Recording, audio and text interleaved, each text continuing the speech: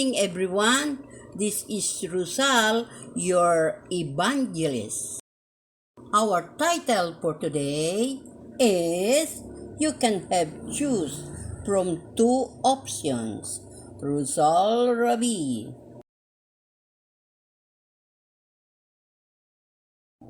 You can choose from two options. You want two choices? Number one, have eternal life, or number two, Satan will be with you when the time comes when he and you will burn the two of you in the sea cold fire. Maaari kang pumili sa dalawang option. Mayroon kang dalawang pagpipilian. Number 1, magkaroon ng buhay na walang hanggan, or number 2, sasamahan ka ni Satanas pagdating ng panahon na siya at ikaw susunugin kayong dalawa sa dagat na tinatawag na apoy. Ang buhay ng tao ay palaging nakasalalay sa mga nakakatakot na pangyayari. Kaya mas mabuting bantayan natin ang ating sarili. Human life always depends on fearful circumstances, so we better watch out for ourselves. Proverbs 22:6. Ang pinakamabuti po ay turuan ninyo mga anak nyo ng tama. Pagkatakot po sa Diyos yung ang ginagawa ng lolo ko sa aming tatlong magkakapatid. Mga Gawa 22:6. Turuan mo ang mga bata sa daan na dapat niyang lakaran, at pagkatumandaman siya ay hindi niya hihiwalayan. The best thing is to teach your children correctly. What fear of God is what my grandfather did to our 3 siblings. Proverbs 22:6. Train up a child in the way he should go, and when he is old, he will not depart from it. Number 1, have eternal life. John 14:15. Kung gusto mong magkaroon ng buhay na walang hanggan, kailangan susundin mo ang 10 utos ng ating Diyos. 1:14-15. Kung ako'y inyong iniibig, ay tutuparin nyo ang aking mga utos, at maniwala ka na ang ating tagapagligtas ay si Jesucristo at wala ng ibang daan kundi siya. If you want to have eternal life, you must obey the 10 commandments of our God. John 14:15. If you love me, you will keep my commandments and believe that our Savior is Jesus Christ, and there is no other way but Him. Isaiah 1:16-20. Maghugas kayo, maglinis kayo, alisin ninyo ang kasamaan ng inyong mga gawa sa harap ng aking mga mata. Maglikit kayo ng paggawa ng kasamaan. Magtuto kayong magsigawa ng mabuti. Inyong hanapin ang kahatulan. Inyong saklolohan ang napipighati. Inyong hatulan ang ulila. Ipagsanggalin nyo ang babaeng balo. Magsiparito kayo ngayon at tayo'y mga katuwiranan, sabi ng Panginoon. Bagaman ang inyong mga kasalanan ay maging tila mapula, ay magiging mapuputi na parang niebe.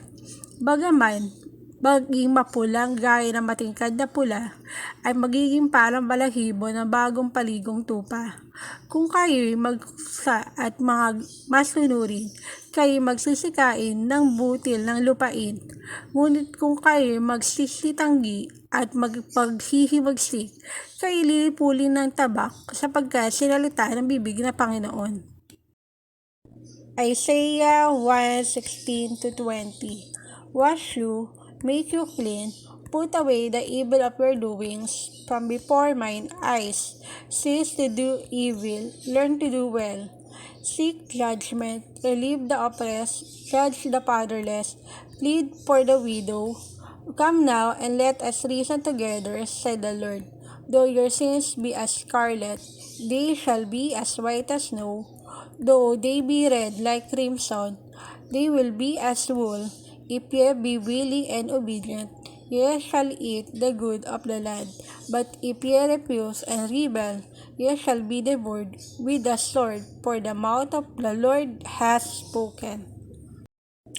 Explanation of Isaiah 1:16-20. Sinasabi dito sa tekstong ito, gawin mo ito at pakakainin kita at mananagana at sa aking lupain, at patatawarin kita, ibabaliwala kung lahat ng kasalanan mo. Pero kung ikaw ay maghihimagsik ay mamamatay sa aking tabak, ito ang sinasabi ko, ako ang Diyos. It says in this text, do this, and I will feed you in abundantly and in my land, and I will forgive you. I will ignore all your sins, but if you rebel, you will die. By my sword, this is what I say. I am your God. We have no choice but we need to follow Him. Bakit ka naman hindi susunod sa ating Panginoon Diyos? Ay wala naman po tayong kalaban-laban po sa Kanya. Sa simulan pa lang, sumunod na po ako sa Panginoon Diyos.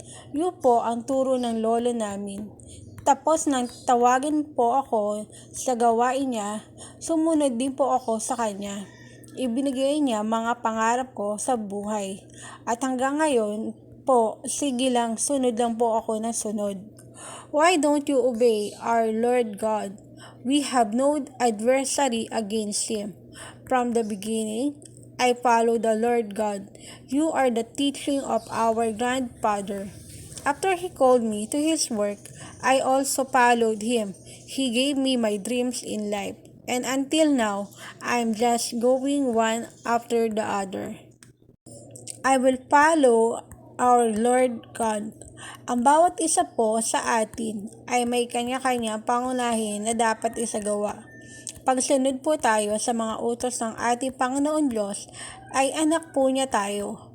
O Panginoon, sa kaaway ng ating Panginoon Diyos na walang iba kundi si Satanas, ang masasama mga gawain niya, pati ikaw ay magiging katulad niyang masamang tao ka.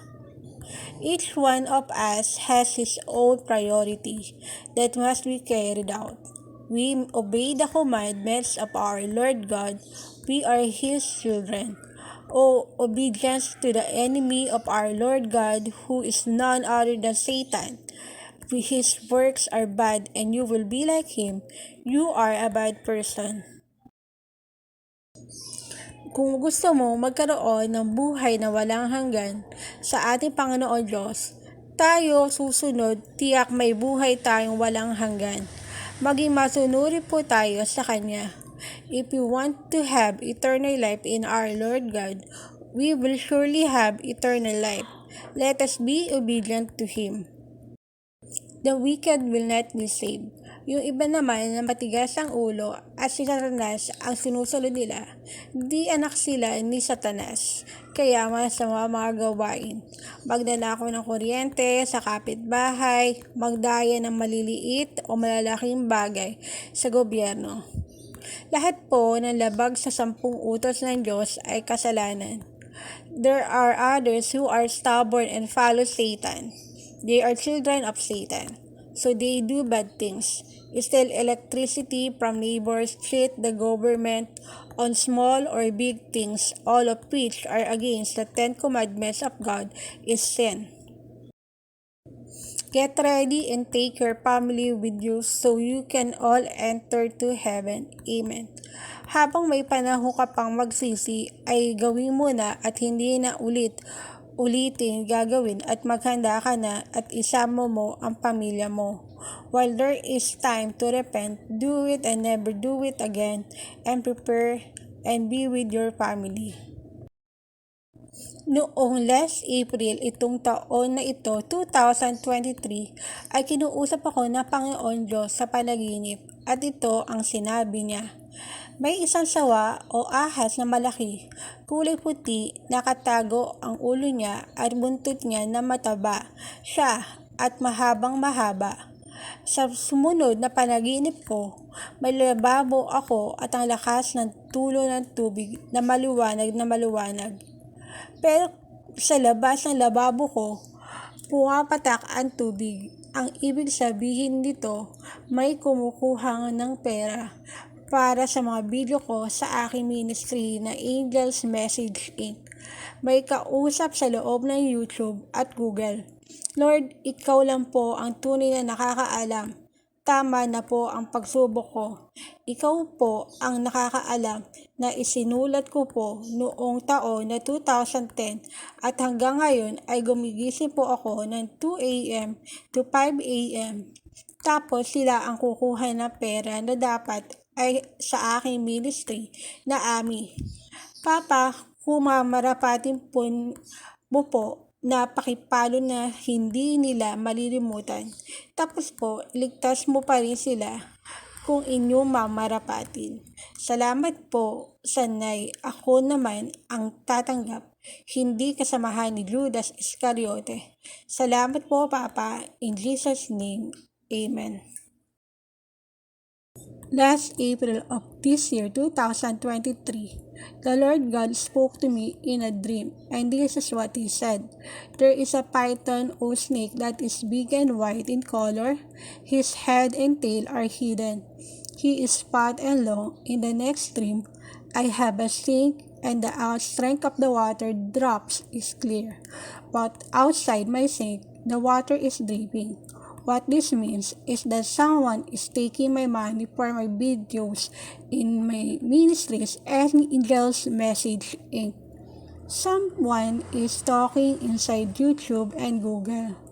Lord, only you will truly know that my test is right. You who knows. I started it in 2010 and until now, I wake up at 2 a.m. to 5 a.m. Then only they will take money that is honest from my ministry, AMI.